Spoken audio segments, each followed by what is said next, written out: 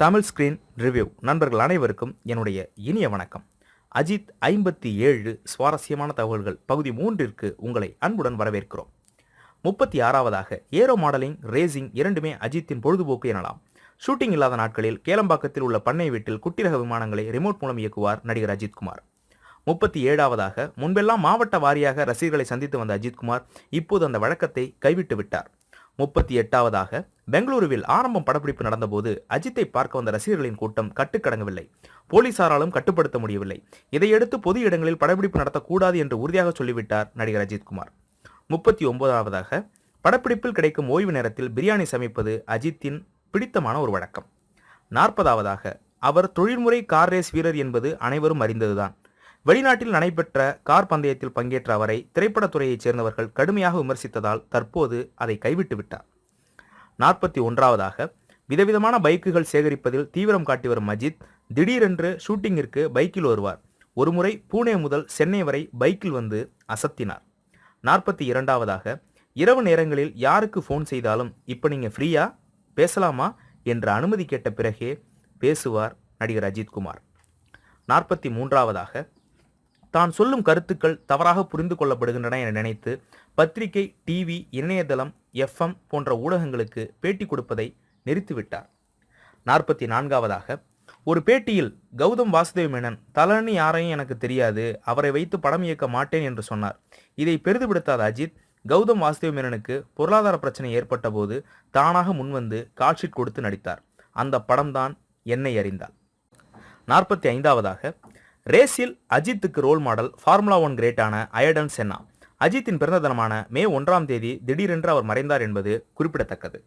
46வதாக ஹிந்தியில் ஷாருக்கான் நடித்த அசோகா படத்திலும் ஸ்ரீதேவி நடித்த இங்கிலீஷ் படத்திலும் நடித்திருக்கிறார் நடிகர் அஜித்குமார். 47வதாக AR முருகதாஸ் இயக்கிய தீனா படத்தில் நடிகர் அஜித்தை பார்த்து மகாநதி சங்கர் தல என்று சொல்வார். அந்த ஒற்றை வார்த்தையே அஜித்திற்கு நிரந்தர பட்டமாகிவிட்டது என்பது குறிப்பிடத்தக்கது. 48வதாக அஜித் நடிக்கும்போது பேசிய அது என்ற வசனம் திடீரென்று ரசிகர்களிடம் பிரபலமானது என்பதும் குறிப்பிடத்தக்கது. 49வதாக அஜித் திருவண்ணாமலையில் கிரிவலம் வந்த நாட்களும் உண்டு. ஆனால் ரசிகர்கள் கூடிவிடுவதால் சமீப காலமாக அங்கு செல்வதில்லை. 50வதாக என்னை அறிந்தால் படப்பிடிப்பில் தனக்கு கார் ஓட்டி வந்த டிரைவரின் ஓட்டை செல்போனை பார்த்த அஜித் திடீரென்று ஒரு கடையில் வண்டியை நிறுத்த சொல்லி புது செல்போன் வாங்கி கொடுத்து ஆச்சரியம் தந்தார். 51வதாக சரண் இயக்கிய அசல் படத்தில் திரைக்கதை அமைப்பில் உதவி செய்தவர் அஜித். அந்த படத்தின் டைட்டிலில் அவர் பெயர் போடப்பட்டது என்றாலும் அஜித்துக்கு படம் இயக்கும் ஆர்வம் இல்லையாம். 52வதாக ரஜினிக்கு வில்லனாக நடிக்க வேண்டும் என்பது என்னுடைய ஆசை என்று சில வருடங்களுக்கு முன் பேட்டியளித்தார் நடிகர் அஜித்குமார். 52வதாக ரஜினி நடித்த படங்களை பார்த்து அவரது மேனரிசங்களை அப்படியே செய்து காட்டுவார் நடிகர் அஜித்குமார். 53வதாக ஒருமுறை அனுஷ்கா பள்ளியில் நடந்த விழாவுக்கு சென்றிருந்த அஜித் அந்த விழாவை ப்ரொஃபஷனல் புகைப்படக்காரரை போல் போட்டோ எடுக்க ஆரம்பித்தார். 55வதாக ஷூட்டிங் பிரேக்கில் சிலருடைய குரலில் மிமிக்ரி செய்து அசத்தி காட்டுவார் நம்முடைய அஜித்குமார். அந்த ஏரியாவே கலகலக்கும். 56வதாக ரஜினிகாந்த் கொடுத்த ஹிமாலயன் மாஸ்டர்ஸ் என்ற புத்தகம் அஜித்தின் வாழ்க்கையை பெருமளவில் மாற்றியிருக்கிறது.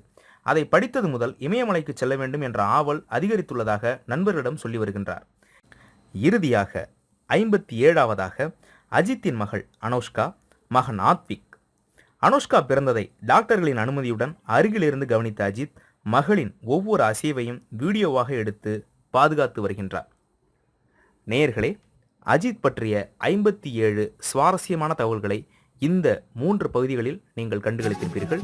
மீண்டும் அடுத்தது ஒரு நல்ல காணொளி காட்சி பதிவுடன் உங்களை சந்திக்கிறோம். நன்றி, வணக்கம்.